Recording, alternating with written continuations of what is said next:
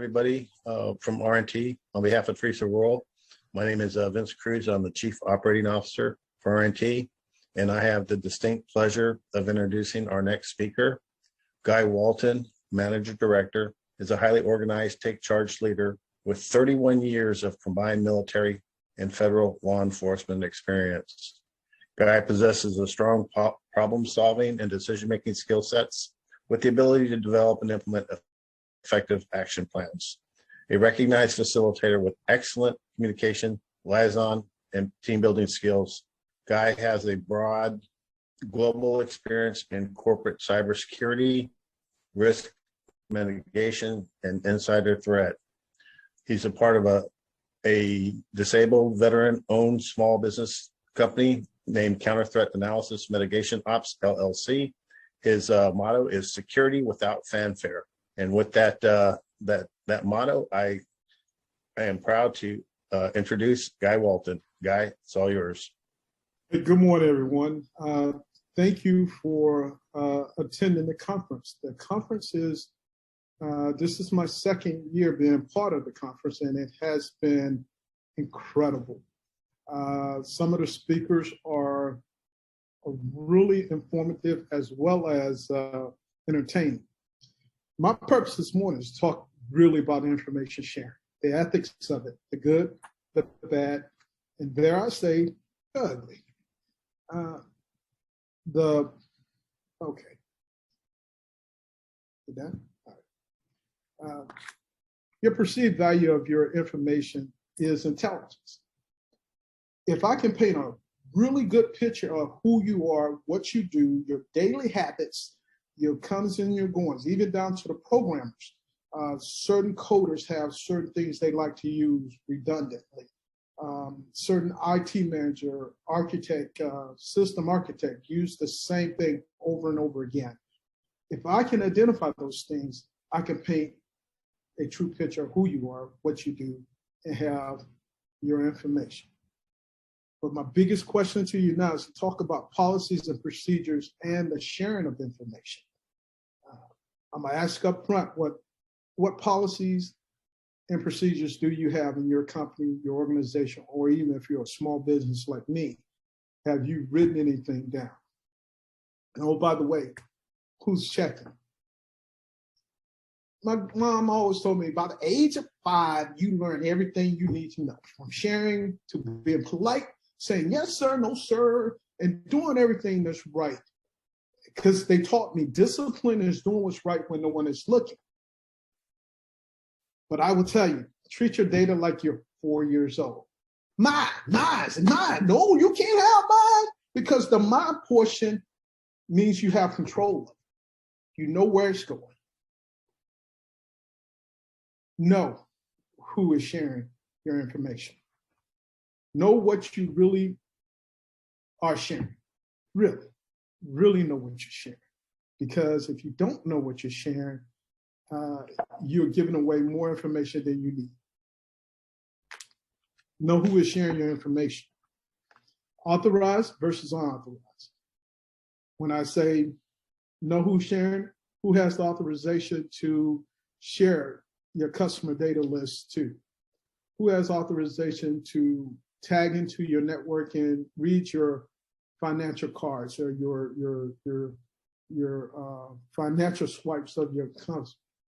Who has authorization to share invoices and receive your invoices? Because a lot of information are on those. And has that person or unit been trained and identified? And let me stop right now. My military background says stop on the floor. Train. You have to train your people and your units and your organization what to share and what not to share. Know who you are sharing with. Your inside information, are you sharing it with people in human resources? Or are you sharing with people in marketing? Are you just sharing it with everyone? My date of birth should not be known by everyone in my organization, nor should it have been known by everyone in the FBI or the military. Your personal, your PI information, should be close hold.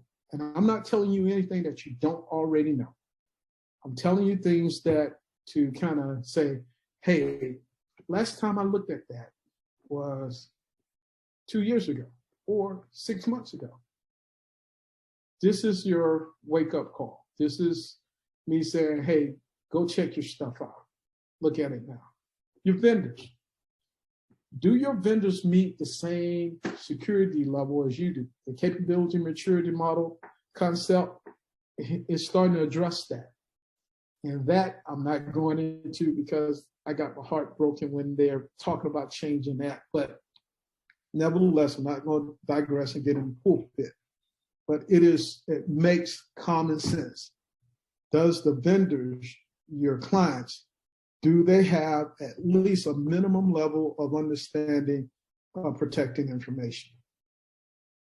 And finally, for everyone, I know the CEOs, the operating managers, the bosses understand the impact to an organization if your information gets misused or compromised.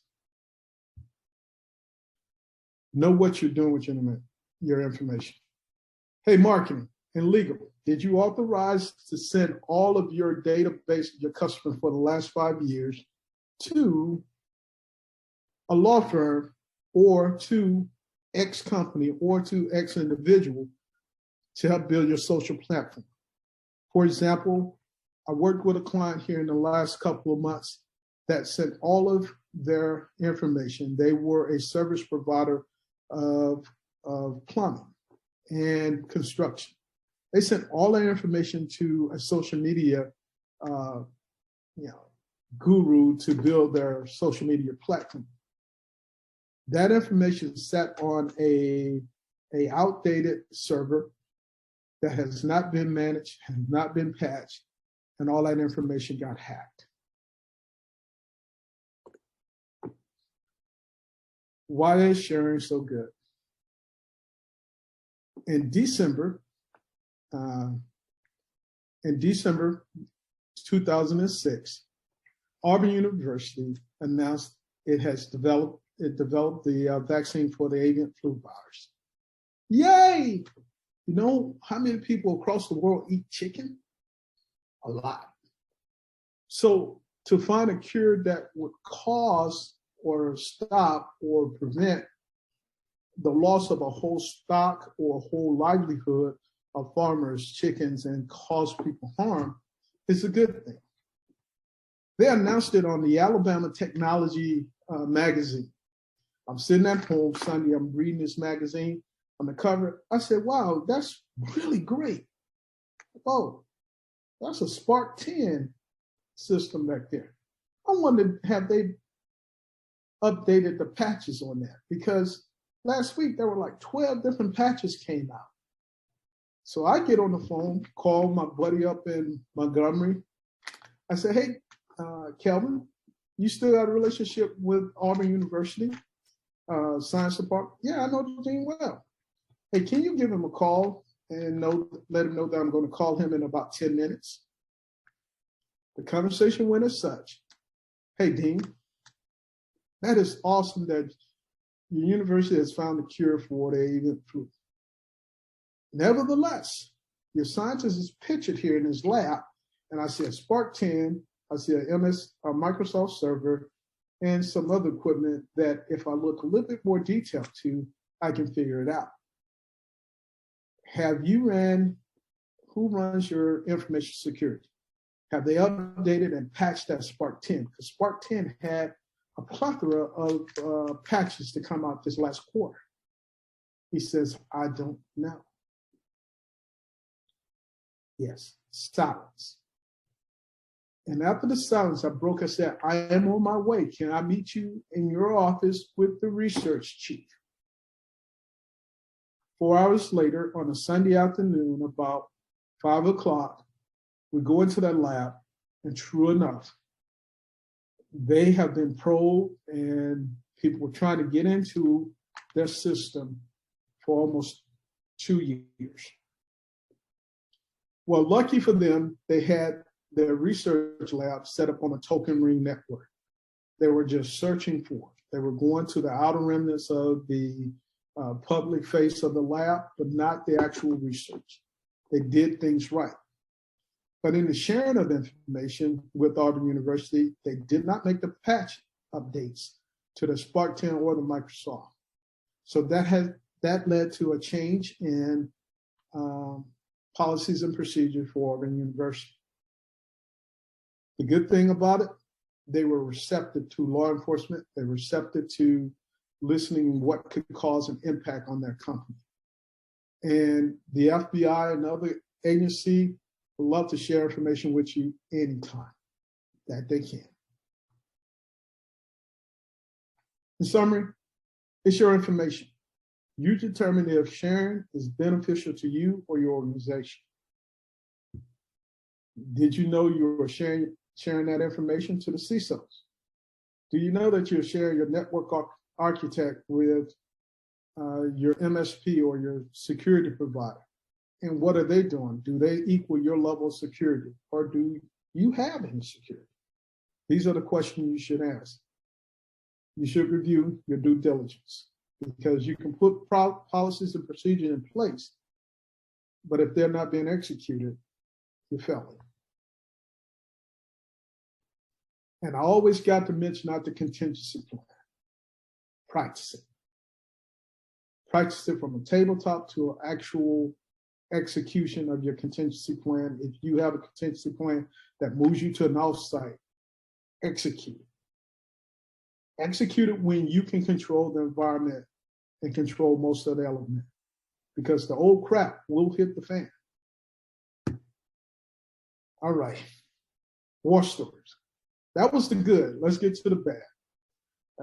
I got to throw my unit in there, the second, as always. We're going to talk real quick about Target, January 6th, and Facebook. I'm not going to spend a lot of time on the last two, but I think they're worth mentioning. Due care and due diligence. I will tell you that Target did due care. The due diligence, not so. I'm going to show you about 2 minutes of this interview from Bloomberg, and we'll go. Incredible the amount of time it took between the hack that actually happened and when Target made a statement about it. Do we know why they were asleep at the wheel here? Well, that's really the big mystery. So unlike many retailers which don't have sophisticated malware detection systems, Target actually went to the trouble of spending $1.6 million from FireEye. Now, FireEye is a system and a company. It was actually created, invested in by the CIA, and FireEye systems are used by militaries around the world, intelligence agencies around the world. So Target did the right thing at first by setting up the system. Right, they had this in place a year ago, right? A year ago, Okay. and it's been sitting there. And they also employ a group of people in Bangalore who monitor the system, and they ping Minneapolis the moment they see anything suspicious. So the system worked. FireEye detects the malware the moment that the hackers had gone in and tried to establish an escape route for the data. FireEye spots it.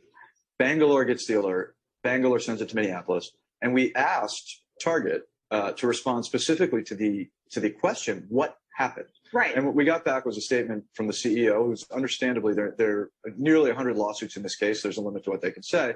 They didn't respond directly. So that is the key question here, is why did it go unresponded to? But there's actually a second layer here, which is that FireEye has the ability, there's a setting to automatically eradicate any malware it detects. For some reason in this case, our reporting tells us that Target had turned off that setting. Really? Yeah. And so is that unusual, Josh? So there are people who use FireEye who say that they have very sophisticated security monitoring teams and that they want the decision about eradication of malware in the hands of the people, not in the system. So it's not necessarily unusual. It's just that there were two opportunities here Where they could have actually stopped it. And so clearly, because there was a lag of almost 2 weeks before the federal government alerted to Target, we found no one who said that this was any sort of cover-up. It's just gross incompetence. Well, what I found fascinating reading this article is that, where your reporters uncovered, incredible the amount of time it took between. The beauty about this is Target did everything that was right in due diligence. Due care. They took the time to put everything in place to monitor the network system. They got hacked that year by a breach of their vendor, the HVAC vendor. The people were fixing their air conditioning. It came through the HVAC vendor's pay system into Target and just sat there, collected, and then made the attack. After they had collected all of some 1.8 billion identities and credit cards, to include Targets and Target business financial information, that's when they decided to really get at it. The due diligence portion is you have something, you have to discern the level of importance. Due diligence is discernment, and discernment is integrity.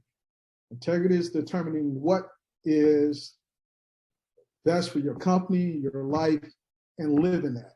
If you say you're a secure company, invest in your security. And discernment of information, whatever your political, flavor is, so forth and so on, information is intelligence. The sharing of the information of the environment in and around the January 6th protest was passed on by the FBI as well as Homeland Security. The information went to the leaders of the Capitol Police and the DC Police. And the information was not sent down to the lieutenants and the captains and everyone that had to execute that mission of securing the Capitol. Nevertheless, we can finger point, we can go back and forth, but it needs to be a lesson learned that information that needs to be shared should be shared and acted on with discernment and integrity. And my friend there on the right, he had information that his fishing buddy was going to be indicted or questioned, and he told him to get his stuff off of Facebook. As a law enforcement officer, as a retired law enforcement officer, I knew a lot of information that pertained to my family, because my family is not, I come from a family that on one side it's all great and Christians and bless the Lord. Then I got one that, yo, what's up, dog? And guess what? I know things about them, and I just like, hey, you made your decision, but I'm not going to jeopardize my family, my country, or my mission to protect you from when I know you know better. Discernment. Discernment is your integrity. Some good references to share for government vendors: the capability, maturity, model, compliance. It's a great model. I'm really confident that we're going to get this thing up and running because it makes a lot of sense. And for everyone else, the guidelines prevent identity theft, and the acquisition gov has some really great steps that is in line with NIST guidelines. And before I take questions, a couple of things I want to highlight. That which we have to do in the security arena is use the tools that are out there. Artificial intelligence is becoming very popular. It's becoming a very necessary tool. It's making life a lot easier. Artificial intelligence, machine learning is just that, a tool. But we have to make sure we employ those tools properly and that they're on, that they work, and we'll allow them to execute as we set forth with them. The next thing is, I know I haven't said anything that you already didn't know or that you're already not thinking about. It's the things that, if I say what keeps you up at night, the old saying, here's the chance to say, I'm gonna leave a note. Let me double check this area of information sharing. With that, I'll take your questions.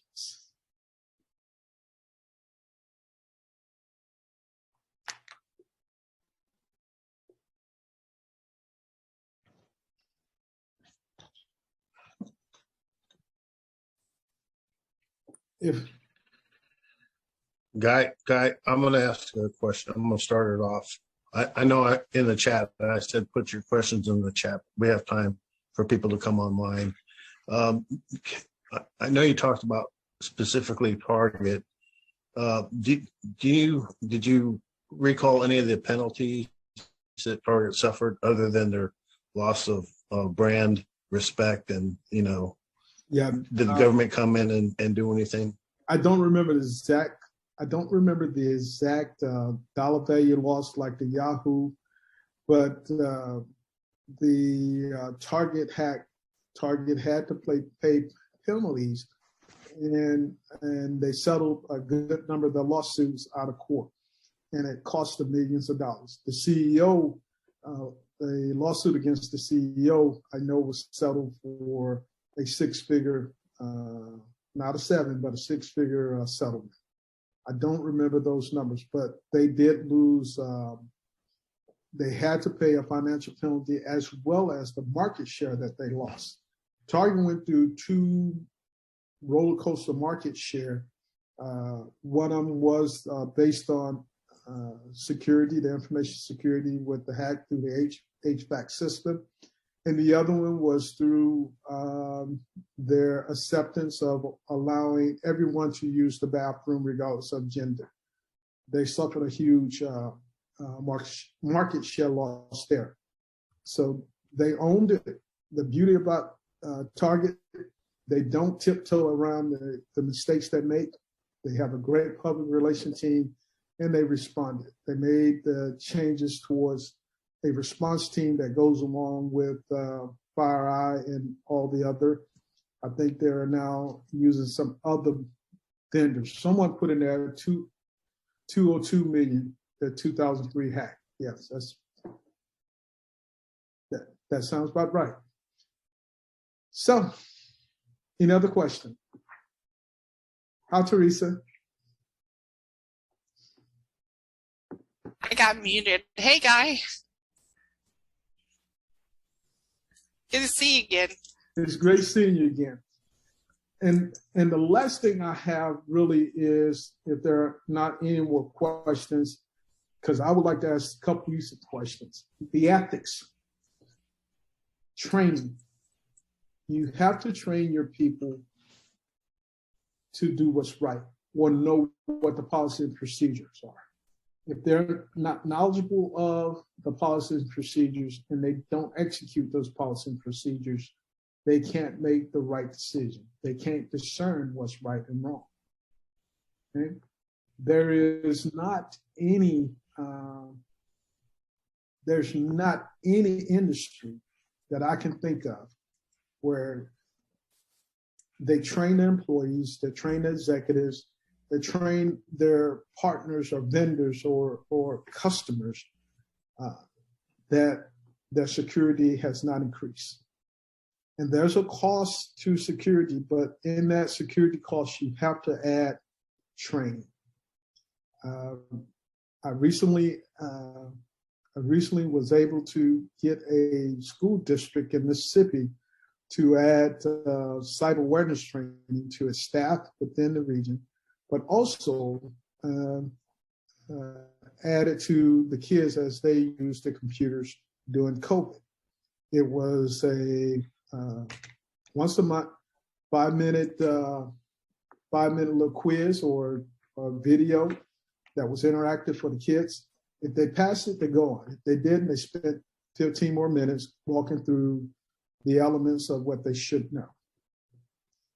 And along with the staff, it reduced a lot of the phishing technique incidents. It reduced a lot of the file sharing incidents that they had, all because of training, cyber awareness.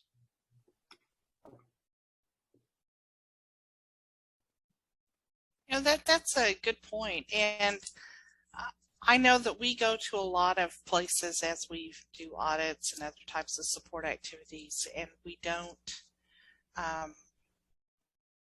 one of our consistent things is people don't train because they don't know where to go to get trained, and they don't know who to trust or who really needs training. There's a lot of big question marks around training. I would see. Aldwin, let me pick on you. You work for the state of Oklahoma. Do you feel like there's a great training program on cybersecurity for your particular role? Let's see if he's awake. That's unkind. I'm sorry. I should have just called you out like that. But no worries. Yeah, I had a sick kiddo here, so and take care of her today. But yeah, there's some training programs here at the state level, and we're trying to advance that a little bit more for cybersecurity. Sorry, but yeah, I think that's an area that we need to grow, and we have some incentives around it. Sorry to call you out with the sick child in the background. I hope she feels better soon. If I may, just as a service, if you want to know what some of the other states are doing, I would glad to share with you free. And I don't have a product that's mine, but I will tell you what we have done to broker to increase some of the cyber awareness from Mississippi to Alabama, and now I'm in Louisiana here. Now we'll be working on them too.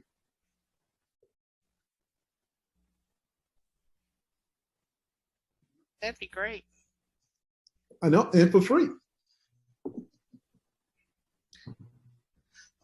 You know, I just had this vision in my head that. So, Guy. Go ahead, Vince. So, Guy, if anybody has any follow-on questions for you specifically, do you have a point of contact? Yep, I'm putting it in the text now. Address. I can be contacted at guywalton@counterthreat.org, and I also have a open. I'm always near my phone, or I will give you a call back within 12 hours because I've increased my staff, not quite a bit, but enough to where I don't do everything anymore. How about that, blessing? Good. Thank you. So, again, this presentation's been recorded by, I believe, Kexo, and we'll be posting that out on YouTube in a couple of weeks. You have people from all over the place listening to you, Guy. Well, I want to thank you all, and I think that on the risk management side, what I do is I recommend that you set a time, put it on your calendar to check your vulnerability assessment, and to actually, even if you don't understand, if you're a CEO or a management guy, even if you don't understand, make the tech folks explain it to you to a point to where you're satisfied. And if they can do it that way, you know that they've done their job. That's it for me.